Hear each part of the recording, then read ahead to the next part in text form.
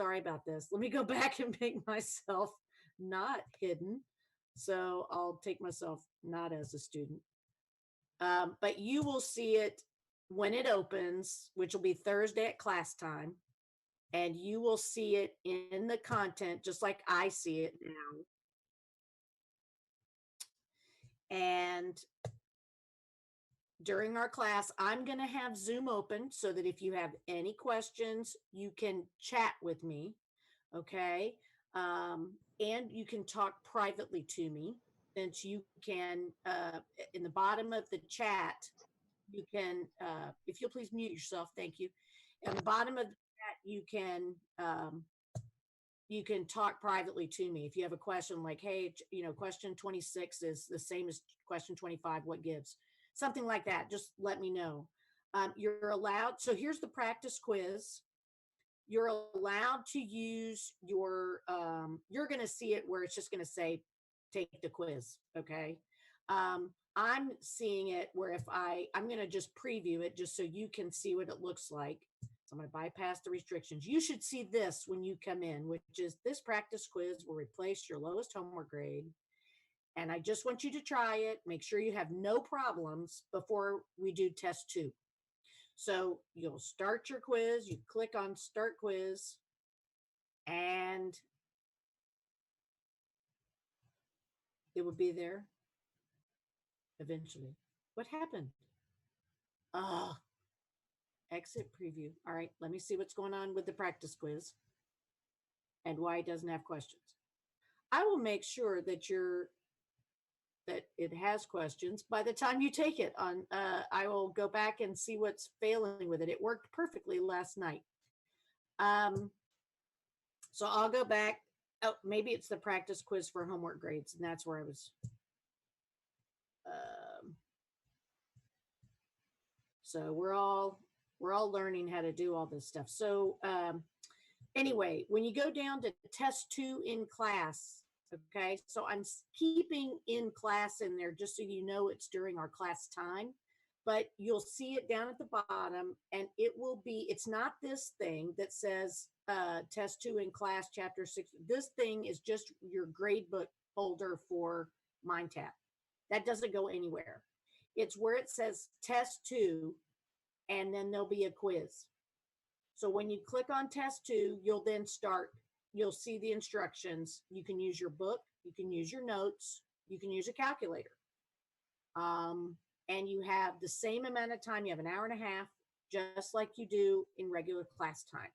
So it's still good for you to know where everything is at in the book before you start taking the test, because you know me, it won't be super easy. So that will be how you take test 2 on Thursday. So we'll meet here on Zoom, and then you'll open D2L and start taking the quiz. I'll mute myself. We'll all be muted, and you take your test. Any questions so far?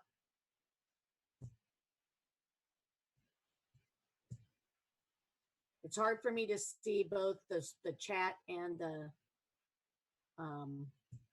and everything. So if you do have a question, just let's see if I can do the chat. Nope, I can't do the chat and share at the same time. So if you do have one, just quickly unmute yourself and speak it.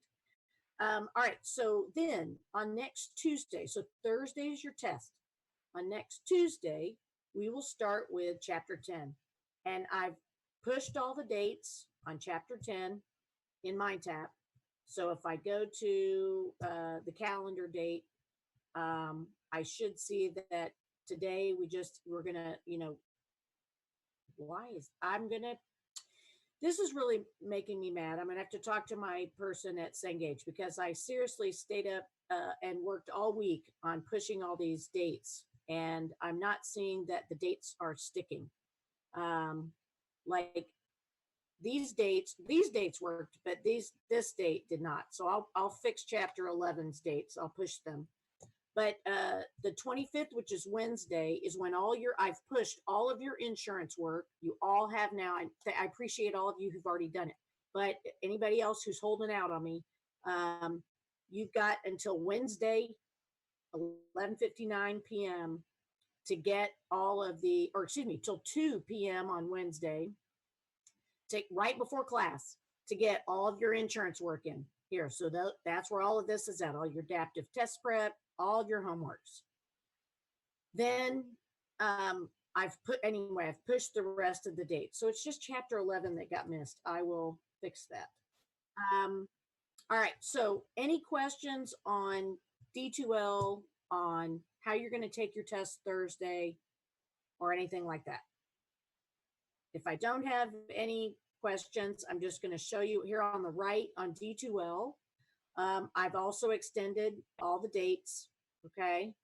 So the practice quiz is not due until Wednesday. And I'm writing myself a note right now to figure out why it is not showing you or showing questions. I have to figure that one out.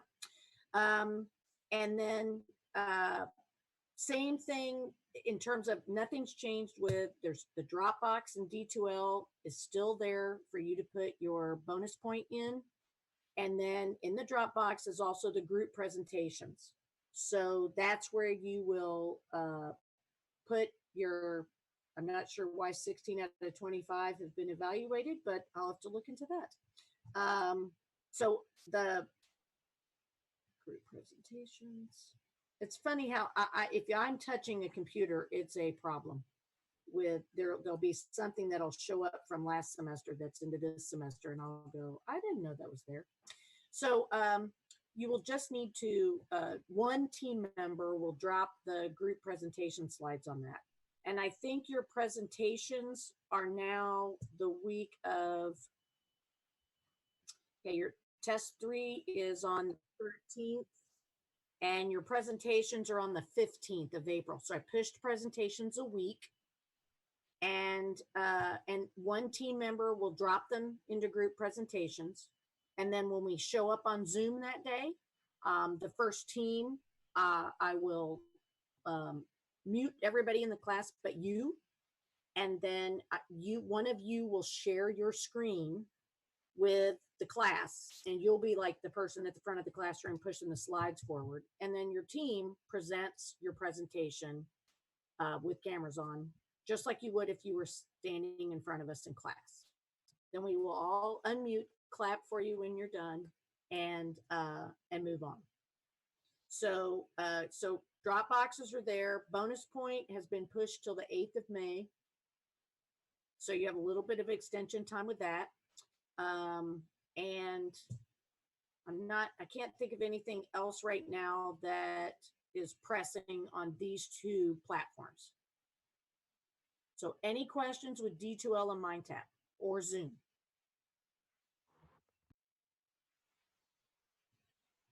No, not currently. Yeah. No questions here. Okay. Anybody else? Cool. Crickets is a good sound for me. All right. So now I'm going to share what I'm just going to quickly go over. I'm so excited to see all 23 of you here. Thank you very much for coming to class.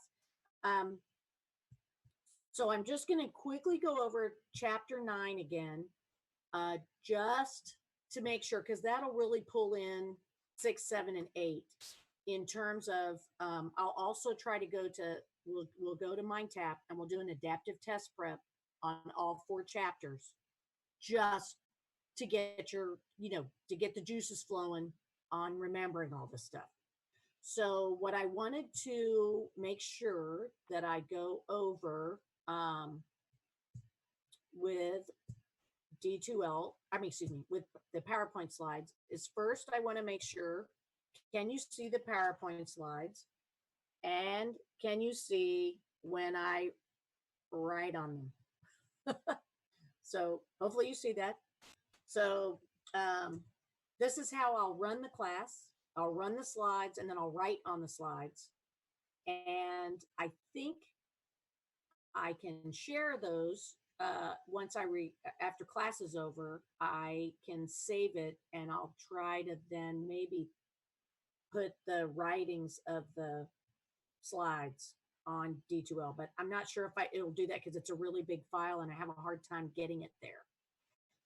So with that in mind, big things to remember. So chapter 6 is all about I'm getting my book out here to make sure I'm telling you the right things. Chapter 6 was all about the inflation calculations and unemployment calculations. So big ticket items for that are know how to drive your market basket through Costco, put the items in the basket, and then remember what time format you're in. So are you in year 1 or are you in year 2? If you're in year 1, you put the items into your basket, you drive them down the aisles, you go to the cash register, you go bling, bling, bling, get all of them in the cash register receipt, and that is your nominal mark value of the market basket for that time period. That's current prices and current quantities. The next year, you do the same thing. Do current quantities, current prices. Those are both nominal GDPs. Now, if your questions talk about real GDPs, you're going to want to go back and grab, you're going to want to go back. I'm sorry, I'm going to share a whiteboard with you real quick. So, come on. Oh, sorry, I didn't hit the share. So you will want to remember first to create a market basket. A market basket is not the same as a price index. So to get to an index, you have to create the market basket. So the market basket, remember, is all the items in the basket, okay? And you get a receipt. And this is equal to some value. So this is equal to the current prices times the current quantities, okay? Then you get a market basket of the real items, okay? So this is real GDP or market basket or whatever you want to call it, real GDP. And it could be a muffin market basket. It could be a whatever it is. It's just an index it's trying to create. This is also a value, and this is going to be the prices in the base year times the quantities in the current year. And to create an index is going to be the market basket of the current year divided by the market basket in the base year times 100. This is the, like, if you're talking about a consumer price index, that's what that is. So this is an index. You use an index, you use the index to see if inflation has occurred,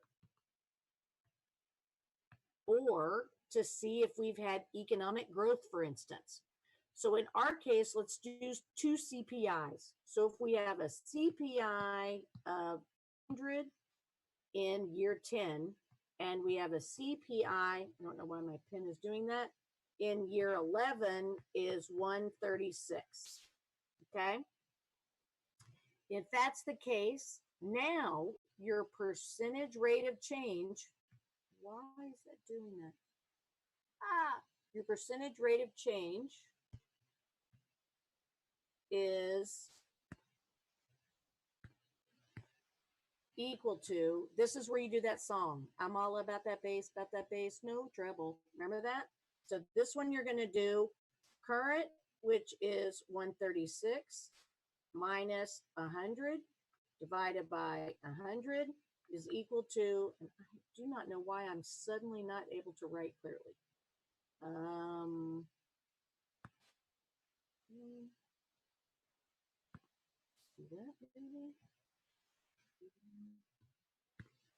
Okay, and then I'm going to multiply this by 100.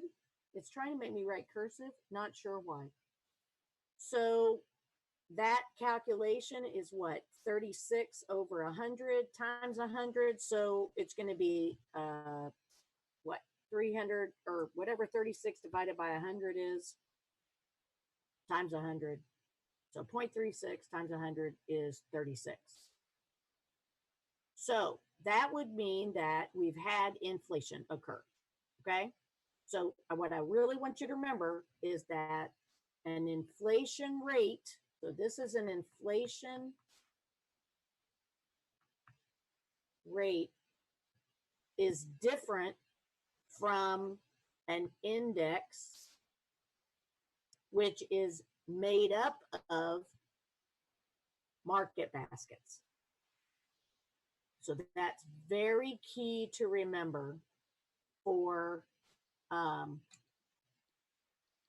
chapter 6. The other thing in chapter 6 that you want to really remember is, I'm going to try to, let's see if this works. Is the employment boxes that I gave to you in class. Those are very important. And then the employment and unemployment, all those different rates. So the U little n, the U frictional, the U structure, or some U structural, the U cyclical, all of those, right? And in remembering how our boxes work for employment, remember you start with the whole population. So let me see if I can make this any better. Draw. No, I don't want that. Draw. And I don't want a straight line. I want to do that. And not sure. Okay, what? Stop. Let's do that. So if I want to remember, I have those boxes, remember, and I split them all up into other boxes. So I had the whole population here. These are the people that we leave out. Remember, we're minusing them from the labor market. This is the civilian population that's left, that isn't in jail, isn't old and feeble, and is babies. We don't want those, right? And then we have this separated into two more boxes. This is not in the labor force. This is in the labor force. And then we have, remember, not in the labor force gets broken up into those who don't want. So this is the voluntary. I'm so sorry about this pen not working as well as I would like it to. And so that's voluntary. We have marginally detached, or marginally attached rather, marginally attached workers, and we have the discouraged workers. Okay, those are all in the not in the labor force box. The labor force box, I know that looks like an R, but it really is an F. This is the employed and the unemployed.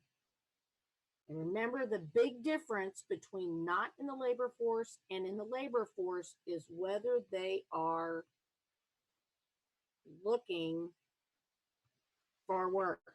They have to be seeking or searching for work within the 4-week period. Now, remember, the employed are broken up into the full-time and part-time. Not too worried about the full-timers, but the part-timers, there's some part-timers that are okay with being part-time, and there are other part-timers that would like to have a full-time, and they are called underemployed. And in the underemployed, that those are the people, again, who wish they had a full-time job but don't have one. They would take one if they could. So remember that the big U actual, what the actual unemployment rate is, the unemployed box, so unemployed people, divided by the labor force box, okay?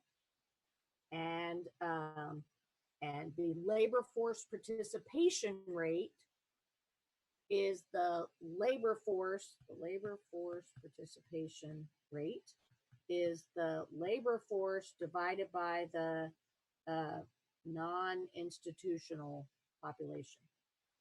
So that is this box. That was supposed to be a spotlight. I did not get a spotlight. Here we go. That's this box. Oh, that's cool. I didn't realize I could do that. So now we have, labor force divided by this box gives you the labor force participation rate. And those are a very important, remember how to calculate those. And then remember, you'll be given tables and you'll have to figure out who's what. So try to remember this box. Or these boxes, because they will help you figure out who is where and whether it counts or not. Okay. All right. Then we get to, that takes us through chapter 6, pretty much. Remember the frictional versus structural, what those are, like go through key terms, focus on key terms, that will be helpful. Structural plus frictional unemployment is equal to the natural rate. And remember the natural rate of unemployment. So the natural rate of unemployment is the same thing as saying full employment. So if I ask you a question about full employment, I am not talking about a person who is working 40 hours a week. Not the same thing. When I talk about full employment, I'm talking about how much stuff can we produce with the acceptable level of unemployment in our economy. And right now we say that's 5%. But if you had a problem that you were given structural and frictional workers, you could calculate those percentages. That would be the frictional divided by the unemployment rate, or the unemployed rather, so that you could get a handle on how many those are. Then you would then have the knowledge of what full employment is in the economy. And remember that full employment is where we're worried about our graph. Actually, sorry, I'll make this real GDP down here, but not necessarily Q. And remember that full employment is where, whoops, oh, come on. I do not know why this is so bad, but anyway, oh, come on.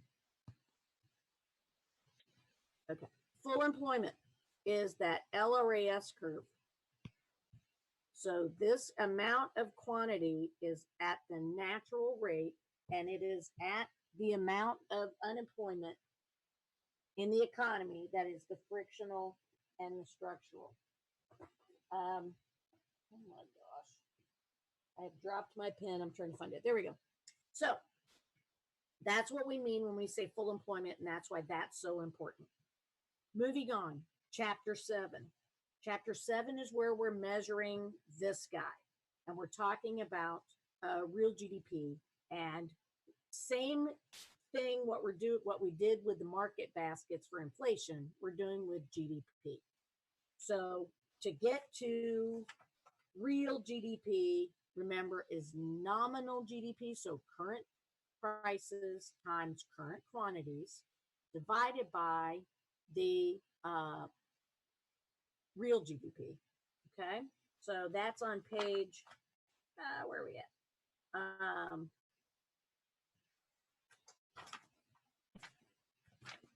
Let me find my pages, sorry.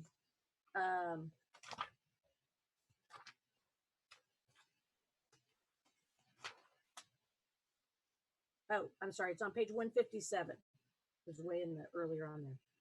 So remember the things that go into GDP measuring and the things that don't count. So what doesn't count? Remember, illegal goods, used goods. We have goods that are not produced here in within our 50 state borders, so foreign goods.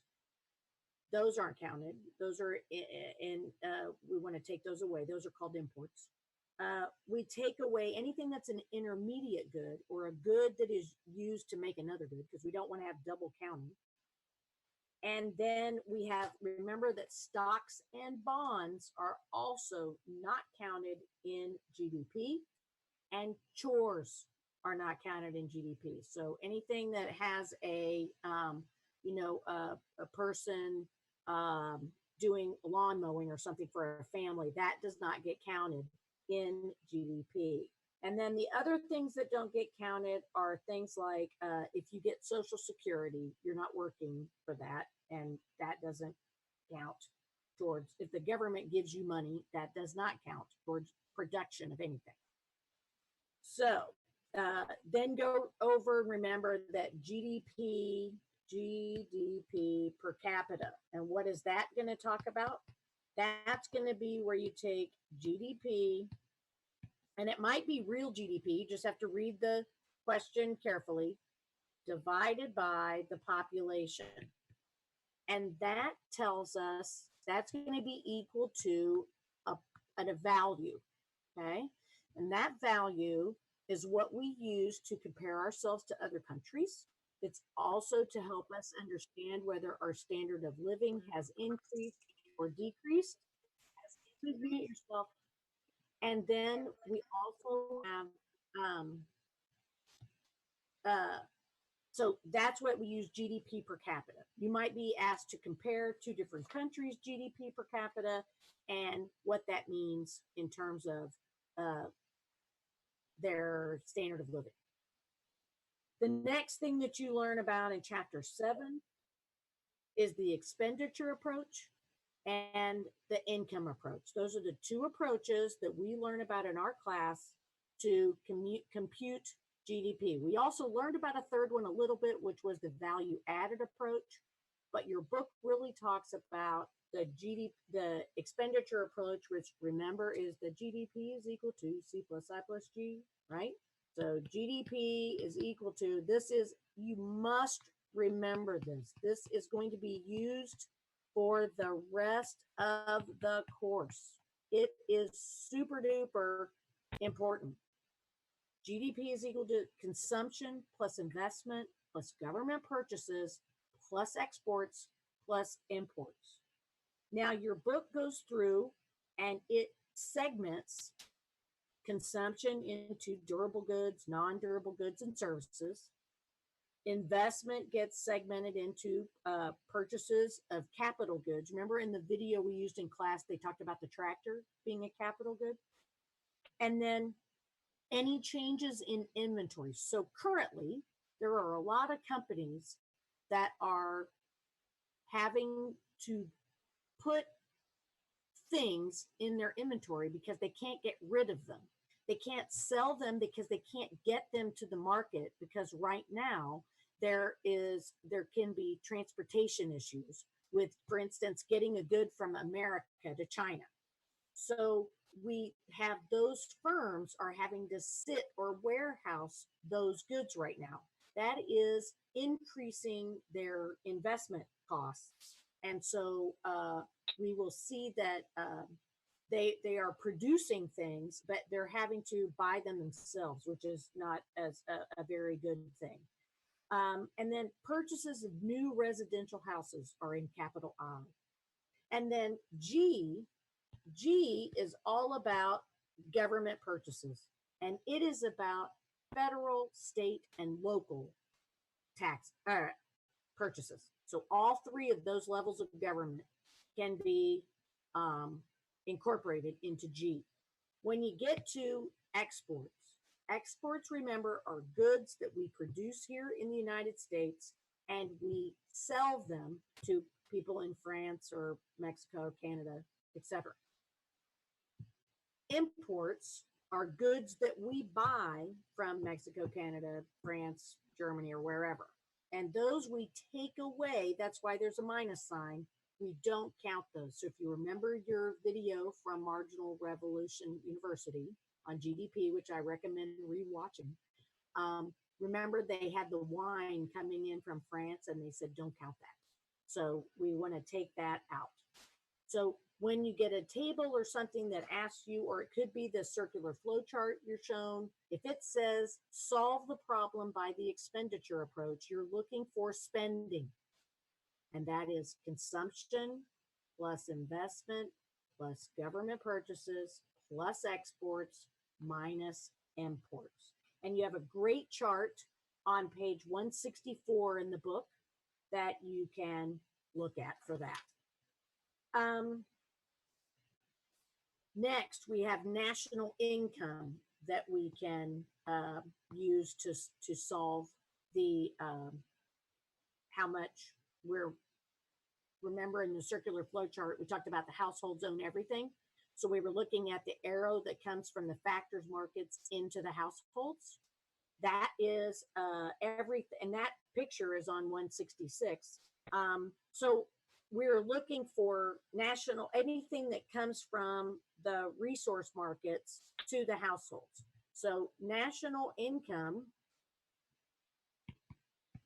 is going to be where you're looking at all of the wages plus the proprietor's income, which is, remember, when you own your own business, proprietor's income. Once again, sorry about the sloppiness. Plus the corporate profits. So corporate profits, I use pi for profits, plus the rental income, the rents that the owners of the capital have, plus interest. Okay. And so you've got a nice formula for that on page 167 and 168. And then there's a whole table on 169 with another picture. So the main one that, although I want, since you got your book open, you'll be able to have those formulas in front of you. You might have a question or two on national income, but this is the one that we will use the rest of the class, the expenditure approach. All right, and then you need to understand that, remember that total income is comprised of consumption plus savings plus taxes.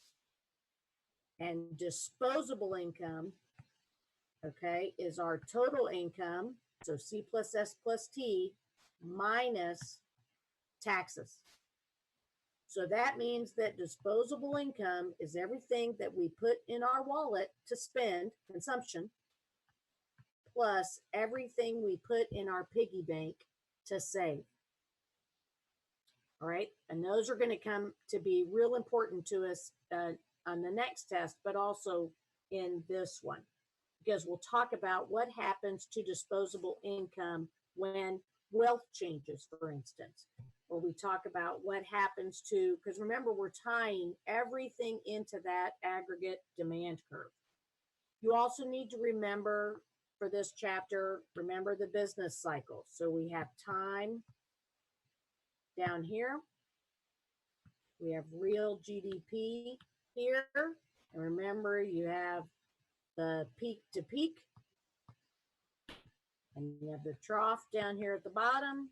And what do we have going on here? Is this bad or good? It's bad. It is what we are having now. It's called the contractionary phase because we're seeing sales go down for businesses. All those NBA games, all those baseball games, all the March Madness, all of that money that normally would have been spent in the economy is now not going to be spent. So we're going to see that our GDP is going to fall, especially the second quarter, well, probably the first quarter and the second quarter, and possibly even the third quarter. So we may pop into, a downturn right now, but I think that we're going to hit the bottom soon, and then we'll come back up. Remember that we split this expansionary phase into the recovery phase and the expansionary phase. So the recovery phase is where we're getting back to where we were when we started the business cycle. And then once we get past that amount of real GDP, the gravy side, we're on the expansionary phase of the business cycle. So that is on page 173 in your book. So that takes us through chapter 7. Chapter 8 is all about the lovely aggregate demand and aggregate supply. So remember your X on a half a square and how those function with each other. So your three questions are what? Anybody want to unmute themselves and tell me what my three questions are?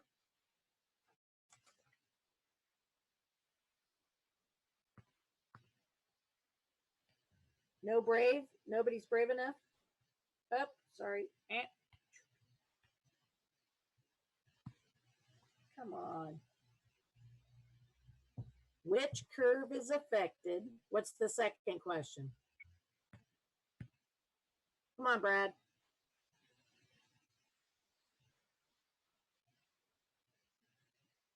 Somebody help me out. Sorry, I just came back from the bathroom. What was the question? I was asking what my three questions are when I talk about the aggregate demand curve and that short run aggregate supply curve. The first one is which curve is affected? What's the second one? Which way does it go? Yep. And somebody besides Brad, what's the third one? How do price and quantity shift? Exactly. So we're trying to find out with our aggregate demand curve, short run aggregate supply curve, and eventually we'll put our long run aggregate supply curve on there as well. And we're trying to find out what happens to this guy and what happens to that guy. So go back and remember why your curves are sloped the way they are. So why the aggregate demand curve is sloped downward is because you've got the real balance effect, which is where as the price level is rising, your wallet gets thinner. Remember, because the value of each dollar in your wallet now can't buy as much stuff. So because of that, you can't buy as much stuff. So the quantity demanded will fall as the price level rises. And then the second reason for the aggregate demand curve being downward sloping is because of the interest rate effect, which is what happens when we have inflation or the price level increases. It forces us to demand more money in the money market. And whenever you have a demand curve shifting to the right, remember if you have a demand curve shifting to the right over here and your supply curve stays the same, you now have a decrease in the quantity demanded of the good when you have an increase in the price level. Because we are demanding more money, the interest rates rise, and when the interest rates rise, we have a lower level of investment and a lower level of consumption in the economy. The third effect is the international trade effect. So in that case, it means that if the price level is increasing, we get more price, a higher price level, then we will see that the quantity demanded of American goods is going to be falling because as our prices are seen relatively now more expensive for that same pair of jeans than the French are willing to pay for a pair of jeans, they're going to stop buying our jeans, so our exports will fall.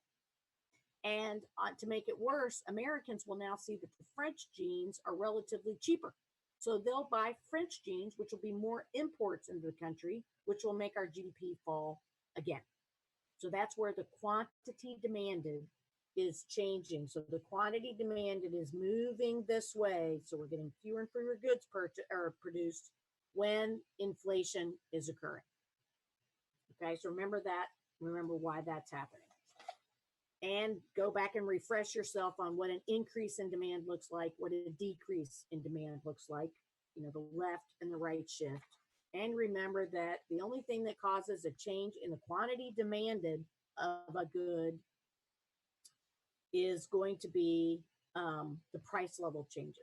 So a movement along the curve means that there has been a change in the price level. If the curve actually shifts to the right or shifts to the left, then we have a change in aggregate demand. Remember those things that make the aggregate demand curve shift.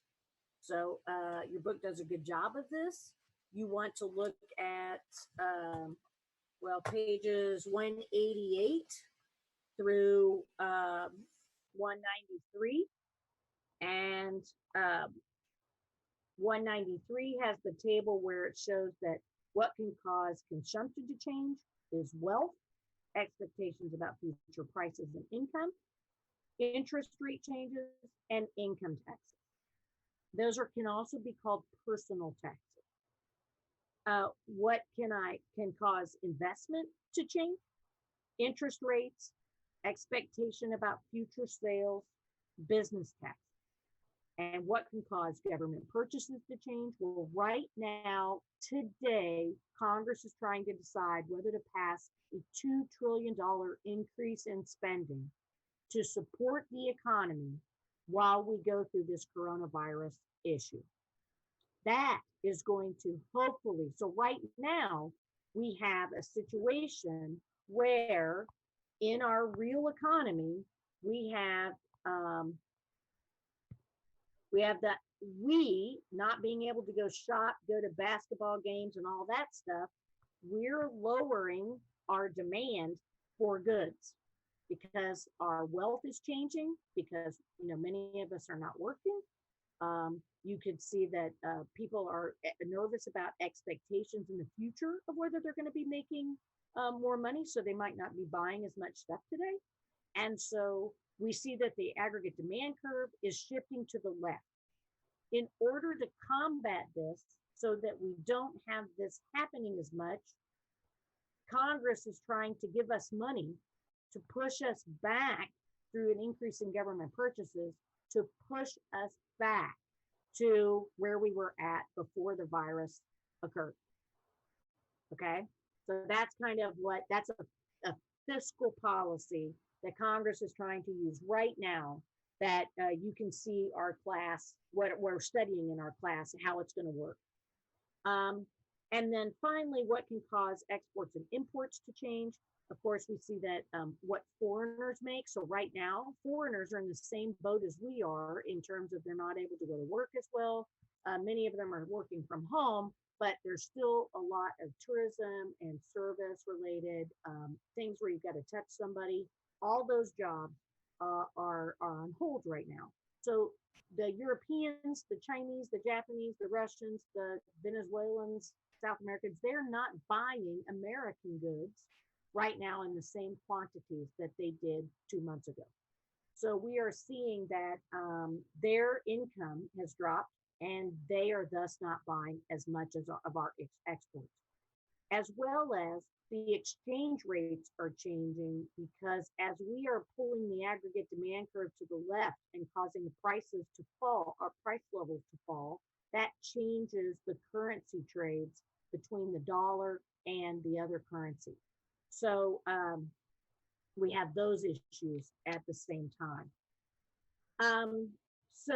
The rest of chapter 8, besides knowing how to, run what happens when, wealth changes, if it's an increase, that this leads. So if we run an increase in wealth leads to an increase in the aggregate demand curve, which leads to, this happening. So we go to aggregate demand 2. We go from 1 to 2, and we see that this leads to an increase in the price level or inflation, and we see that it leads to an increase in real GDP. All right, so remember how to tell those stories. So that pretty much gets us to where we started talking about the supply curves and what happens, what makes it shift. And so there we have remember, cost of production is very important when we're talking about the supply side of the market. So we want to look at, real wage changes, changes in the cost of inputs, what happens when, you know, if we have a supply shock, which is what we're having right now with our supply chain. So while this is all happening on the demand side of the issue, we also have the short run aggregate supply curve is shifting left. So we have these pulls and pushes on the price level. And we also have this, as the supply curve shifts to the left, let me change colors again. As the supply curve, I do not know how to get that to sit. There we go. The supply curve is shifting to the left. We have short and aggregate supply, sorry. We have the fact that we are now, so currently we're down here, where with no government intervention, the aggregate demand curve is shifting to the left and the short run aggregate supply curve is shifting left because we've had a supply shock in the supply chain. Because we can't get goods from China on time, can't get goods from Mexico. Airfare, flights have been restricted. We have shipping can happen, but we don't have enough dock workers. And of course, they can't be within 6 feet of each other. This causes a problem. You see the changes in Amazon shipping because they can't all be in the warehouse. This is a lot of stuff happening on the supply side of the market. So you see that in this case, we have, as demand is falling and supply is falling, that we are definitely seeing a change in real GDP, but we can't super tell what's going to happen with the price level. Okay, depends on how much the two curves shift from each other. If they shift the same exact amount, there'll be no change in the price level. And if they shift in the same amount, then this stays the same. But the way I drew it is the change in supply is greater than the change in demand. So the width between the distance between the two supply curves is bigger than the distance between the two demand curves. And that would mean that I've allowed for some inflation to occur, but we definitely have decreased the amount of goods we're producing. So what Congress is trying to pass is an ability to get us back up to here, or even here to start with, which is where we're going to try to increase demand. I'm sorry, I didn't mean to do my problem that I had with wealth increasing, but they want to get us back up to here, which is also going to cause inflation to occur, but will increase, it'll bolster the GDP fall. Now, this is going to cause your Federal Reserve to get kicked in, and they're going to try to use their monetary policy to keep us from getting past the 2% inflation rate, which we've talked about being one of those big macroeconomic problems. So, okay, so that pretty much, remember for chapter 8, which curve is affected, which way does it move, and what happens to P and what happens to Q. And so, be sure you're very familiar with pages 205, 206, 207, and, make a lot of notes so that you're ready to go when you take the test, because you're going to have a hard time flipping through pages through your book to find the answer. All right. Now, what happens when we put our stay there. What happens when we put our real GDP, our long run GDP curve on there, our long run supply curve? That's our vertical line, long run aggregate supply, real GDP. And we have supply here, short run, and we have, let's look at blue. If you're getting seasick, I'm sorry. So remember, we have our aggregate demand curve. So at this point, we're at a long run equilibrium because we have the X on top of the vertical line. At that long run equilibrium, we are producing basically like on our PPF curve. We are producing everything the economy can produce at a 5% unemployment rate and at this price level. And we are producing everything we can using all our capital, all our entrepreneurship, and all our land efficiently. This is one situation of the economy. Remember, there are two others. So there is the where we have the X to the left. It's faster if I don't change colors. I'll get better and better as I go. So this is, remember, is not a long run equilibrium because we are not on top of the vertical line and we have a gap here. Anybody ready to remember what that gap is called?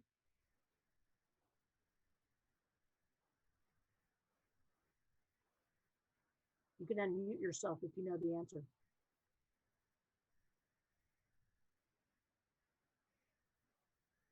Nobody? Is it a recession? It's a recessionary gap. Yes, sir. Thank you. So recessionary gap. And remember that this is going to mean that chapter 9 is going to tell us that if no government intervention is going to occur in a short run equilibrium that's not a long run equilibrium. So when we have a recessionary gap, what's happening with the labor market? We have unemployment. Is it greater than 5% or less than 5%? Greater. Excellent. So it's greater than 5%, which means that we're going to have people wanting jobs that can't find jobs, which means that's going to put an upward pressure on the wage. So when the wages increase, that means the cost of production has, not causing the wages to increase. It causes the wages to fall. I'm so sorry. Let me start over with the labor market. So in the labor market, we have people who are wanting a job who can't get a job. They go in and they go, you know what? I'd be willing to work for less money. So the wages fall. The wages fall causes the cost of production to fall. That fall in production causes the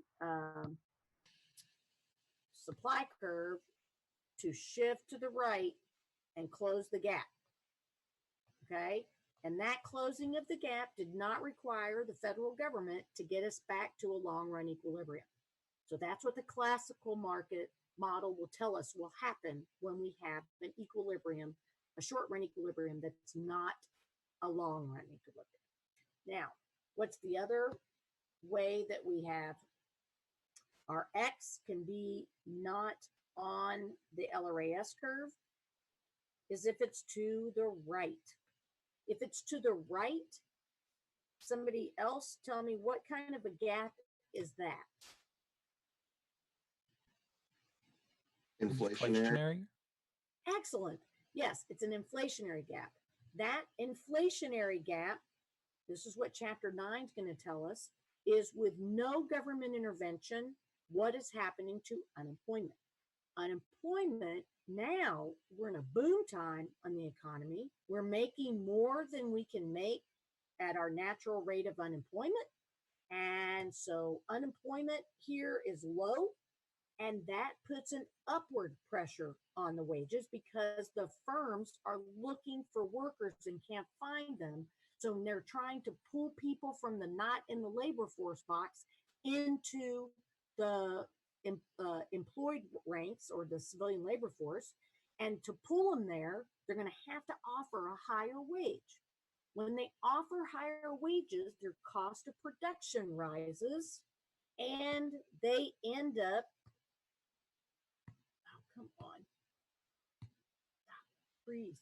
They end up with a decrease in short run aggregate supply because of those wages rising, and they close the gap once again without the government's intervention at all, going from 1 to 2. Did not have to have Uncle Sam do anything. The markets cleared themselves. So that's what chapter 9 is talking about in terms of when you have a self-regulating market, which means that you don't have any government intervention. what will happen? Remember to look for the SRAS curve shifting. Okay. Now we're in chapter 9, and chapter 9 is all about Say's law. And remember, Say's law says that demand creates its own supply, or excuse me, supply creates its own demand. I always get those backwards. But think of a baker who bakes bread. He bakes bread to sell so that he can buy shoes. So he is producing something in order to demand something. That's why supply creates its own demand. And we want to talk about that savings is equal to investment in the classical model. So because of that, savings is equal to investment in the classical model. That is because interest rates are flexible. So the money market can clear. That money market clearing allows us to clear the markets in the goods and services market, which means that quantity demanded is equal to quantity supplied.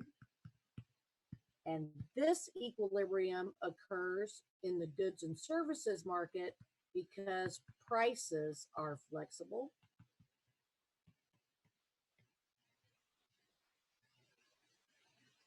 Okay. And we also will see that interest rates, prices, and wages are flexible because we're trying to get the quantity demanded to be equal to the quantity supplied in the labor market. And for us to get to that, to clear the labor market, to get everybody who wants a job has a job, we have to have wages being flexible. So for us to get to that long run equilibrium, that X on top of the LRAS curve, we must have interest rates, prices, and wages able to change in order to get us naturally, like an invisible hand is taking place, getting us to that equilibrium. So that being said, and having gone over all of that, which you were all very patient, the other thing you want to study in chapter 9 is that physical PPF curve and the institutional PPF curve. I forgot about that. That's pretty explanatory. If we're on our, we can't ever get past our physical PPF curve, and we can be normally when you're at a long run equilibrium, that level of output is on top of the institutional PPF curve. That's what you want to remember. So with that, we are cleared for, let me get to my tab. I have gotten us to talking about problems, okay? So I'm going to go to the outline view. We're going to run just a couple of problems just to make sure that everybody's good. So let's go to a, oops, let me go to there. It's 10, let's go to 9, and let's go to and the chapter work. Just like in class, I can call on you to, to answer a question. So let's see if it works for us. Come on, there you go.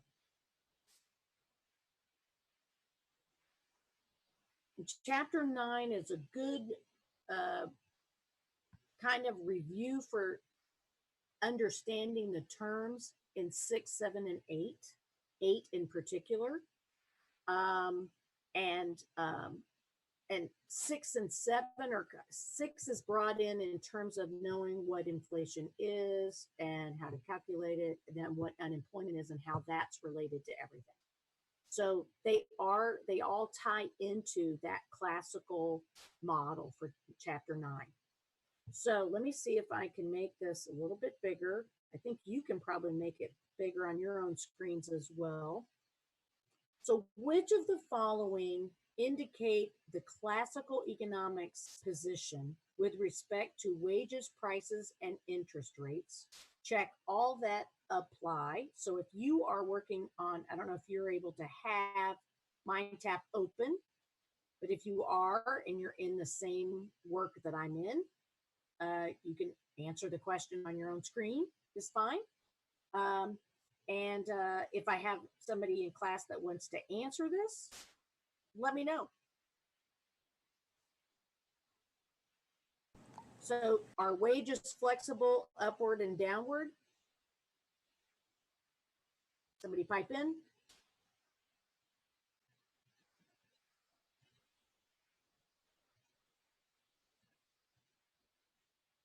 Yes. Okay.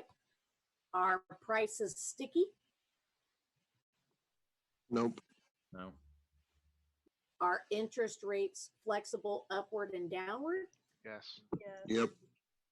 And are prices flexible upward and downward? I think.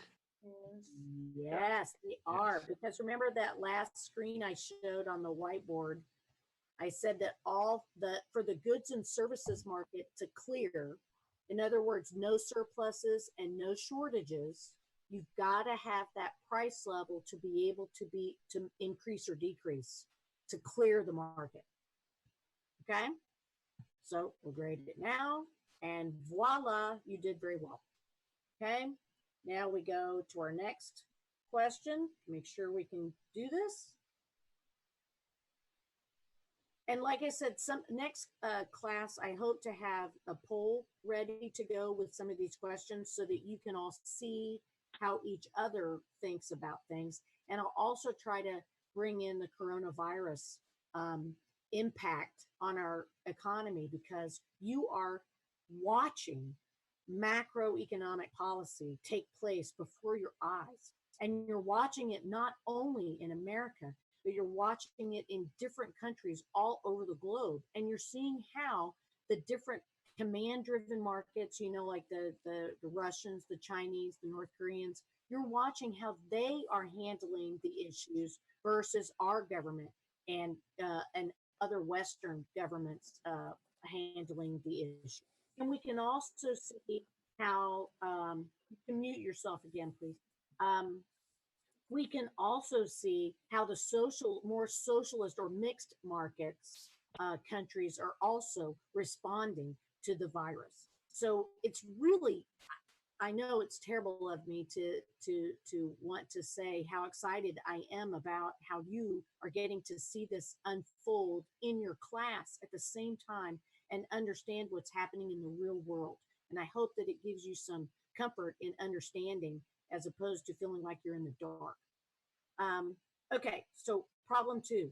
According to classical economists, Say's law holds in the market economy because an increase in savings will cause the price level or the interest rate to change. So if you increase savings, what does that mean? You are putting the money in your wallet or you're putting the money in your piggy bank? Piggy bank? Piggy bank. Excellent. And in the piggy bank market, so in the market where you've supplied money to the money market, is the price of that market the interest rate or the price level? Interest rate. Interest rate. Interest rate. Excellent. Interest Okay. And then if we increase our savings, what will this cause the interest rate to do? Will it cause it to increase or decrease? Decrease. Fine. Yeah, decline. Decrease. Decrease. And thus, what will happen to the level of investment? Lower? So if interest rates fall, What happens to investment? It'll go up because there's less interest. Okay, so let's see if we got it. We got it all right then. You did. Did you understand everything I was talking about? Because if you did, excellent. You're cluing in. This is chapter 9 is the beginnings of where you will start to see that you have got to make quantum leaps in knowing what all those terms mean, in understanding the question, and then understanding how they all fit together in puzzle, like a puzzle does. And so if you in any way, shape, or form this is confusing to you, make sure you know those key terms before, like make flashcards or something, Quizlet, whatever it is, before you take the test on on Wednesday. How do you explain why investment falls as the interest rates rise? Well, what happens is it that the interest rate is the cost of borrowing funds? Is it that the interest rate is the benefit to firms for borrowing funds? Or is it that the interest rate is always positive? A. A. So A. the interest rate is the cost of borrowing funds. Can you ever have a negative interest rate? I don't think so. Well, interestingly enough, you can. Now, we have had a real interest rate being negative before, where the nominal interest rate is like, say, 1%, but because inflation was 2%, you actually got paid to borrow money. In terms of that, the dollars that you paid back with would buy fewer goods and services than the dollars you borrowed at the beginning. Sweet. Because remember that when unexpected inflation occurs, the borrower wins and the lender loses. So in right now, we have had in the real world, we've had the Federal Reserve drop the prime rate, not just 0.25%, but 0.5%. And we are expecting them probably to even try to get it. I don't know. They're going to get it to zero. Okay. When they get it to zero, this is going to cause people to refinance their homes. It's going to cause companies to think to breathe easier about borrowing money. It's going to make you go, man, I should buy that refrigerator now, as opposed to buying it later, because I can get almost like interest-free loan, right? So we can have a negative interest rate, but we don't see it very often. And in Europe, during the Great Recession, we actually had Germany offering a negative interest rate. So it is possible. We just don't like to see it. And banks definitely don't like to offer it. So, all right. So I'm going to go to our next question, because I'm trying to get us to where we can get more away from Say's law and stuff like that. Okay, here we go. According to classical economists, does an increase in saving shift the aggregate demand curve to the left? So remember, what is the aggregate demand curve measuring? It's that expenditure approach to the GDP. So it's anything to do with spending, consumption, investment, government purchases, exports minus imports. So if we increase our savings, but remember we're saying ceteris paribus, so our income has not changed. So have we taken money away from our wallet? Yes. Okay, because we've taken money away from our wallet, what should happen to the aggregate demand curve? Shift to the left. Very good. So we're going to see, our question again is, according to classical economists, does an increase in savings shift the aggregate demand curve to the left?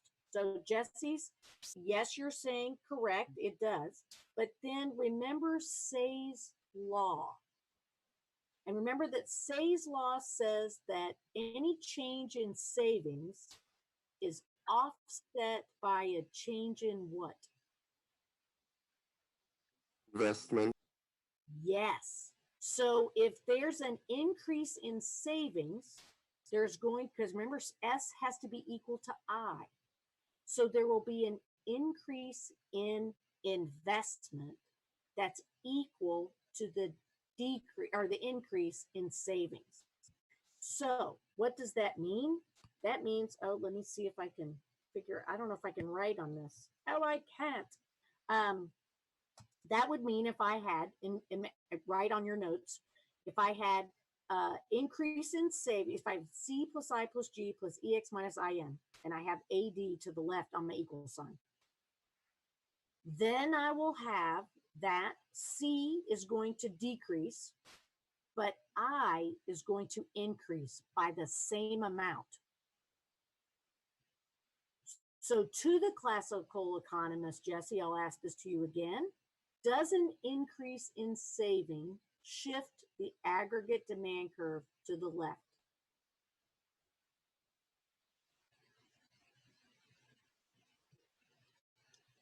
Wait, now I'm confused. Wait.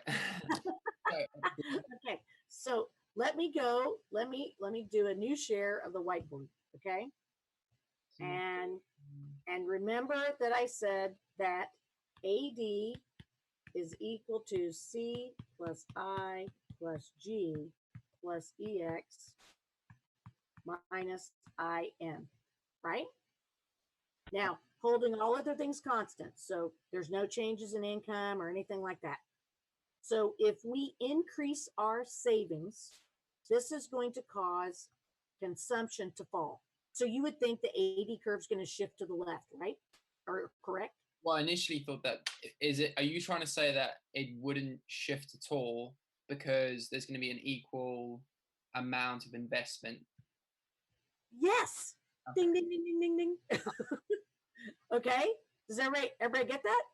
So that's what the classical economist is going to say, is that if there is an increase in savings, there's going to be an equal response in the investment arena. And we're going to see that there, so we have to choose between, we know that B is wrong, we know that A is wrong, and we know that E is wrong. So it's one of these two no's. So no, because an increase in saving reduces consumption, but then lowers the interest rate enough to raise investment by the amount savings increased and consumption decreased. So we did that one. Or is it no, because an increase in saving reduces consumption, but then raises the interest rate to lower investment? The So first. Jesse was my The first one. excellent. Okay, so that is very confusing. So I want you to be clear about it. That Say's law is why the classical economist does not believe that if we increase our savings, we're going to shift the AD curve to the left. So if you are a classical economist during this negative supply shock currently out there, and you're advising the president to do stuff, you're going to be saying, sir, I realize that the economy, the consumers are increasing their savings right now because they're not able to buy as much stuff as they did before because, they're not going to the games, they're not going on vacations, they're not, staying at home. So we are not seeing, we're going to see that they're going to be putting money in their piggy banks as opposed to putting money in their wallets. Well, in that case, the president's going to go, oh my gosh, that's going to cause, aggregate demand curve to shift to the left, and we're going to end up with lower real GDP in a recession. It's, it's crazy. The classical economist is going to go, no, sir, because what's happening is as the people are supplying more money to the money market, that's driving interest rates down in the country, which we don't even have to have the Federal Reserve do anything. They're going to naturally go really low. And that's going to increase the businesses wanting to invest in capital goods and create more stuff so that we can then use our savings in the future to buy that stuff. So we should not see any change in the aggregate demand curve. So hold still, Mr. President. Don't do fiscal or monetary policy if your goal is to push that aggregate demand curve. Don't do them. Just wait, and the market will take care of itself. That's what a classical economist So, does. so I have a good question. So, would all of this be in the long run? Yes, because the very first thing, your excellent question, Jesse. So the first step is going to be that decrease in consumption because of that increase in savings. That's going to be the first thing that happens. So in the short run, the aggregate demand curve does shift to the left. But in the next step that takes place is that driving down of the interest rate by the savers putting more money in the money market. This then allows the businesses to pick up the slack, and consumers are going to go out and buy new homes.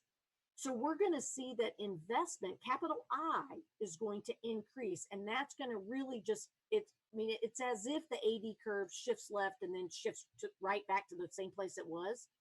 So does that answer your question, Jesse? Yeah, it does. Yeah, that makes sense. Good. Yeah. Good. All right. So we are. Are there any more view questions that I can do for you in our last 5 minutes of class, or do you want me to keep going with what I'm doing in this mind tap, or I want to make sure everybody's good to go. I had one more question about the test that I thought of. Yes, sir. So I took most of my notes, if not all of my notes, on Google Drive. Should I just have it open in another window, or would you want me to print out my notes? Or I'm going to let you choose to do either one. It doesn't matter to me because this is open note, open book. So once again, the more time you take going, it depends on you. The more time that you take going back and forth between windows, that's time you're not answering questions. So I guess it would depend on, do you find the information you're seeking faster via paper, or do you find it faster via Google Drive? thank you.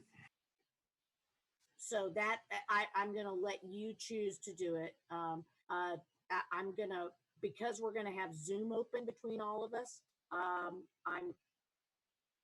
I would really prefer that nobody do private chats with each other. So I'll try to watch that because I can see that on Zoom. So I'm going to hope that you're not talking to each other. But once again, the more time you spend not answering questions, the more time you're going to risk that test closing without you finishing all that questions. That's how I'm trying to make sure you know your stuff, as opposed to, asking someone else who might know it and you don't. Does that make sense? Yep, that makes sense to me. Okay. So I'm going to stop my share, and I'm here for you between now and Wednesday. Try to take the practice quiz. I'm going to close this and immediately go and make sure that there's questions in it and that it works for you. And then try that practice quiz out, so that if you have any questions, you can, feel free to text on Google, my phone number on Google, or you can email me, and I'll be watching my emails quite closely, and I'll be able to answer any tech questions you have if you have a problem. My speaker is not working.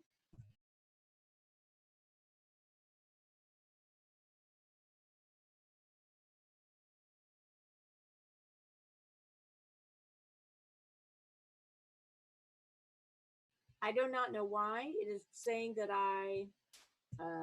my speaker is not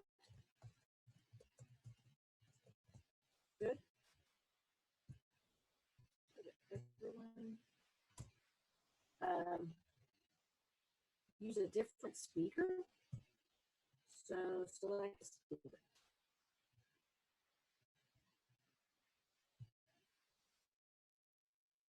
Okay, is that better? Can you now hear me?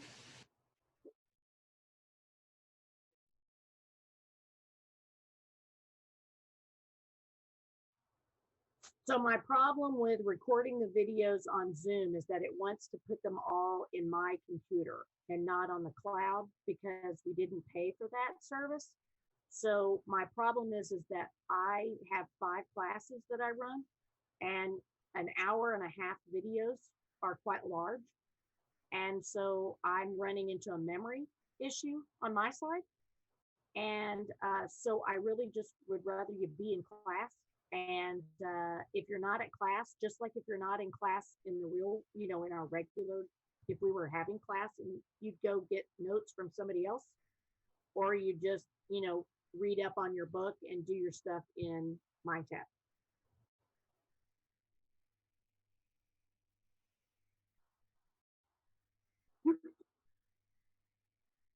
Thank you, Jacob. I didn't know that you could do recordings as well as me.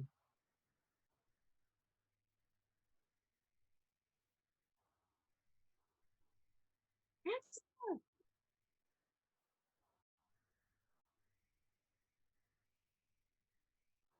Oh, that's so sweet. Thank you, Jacob.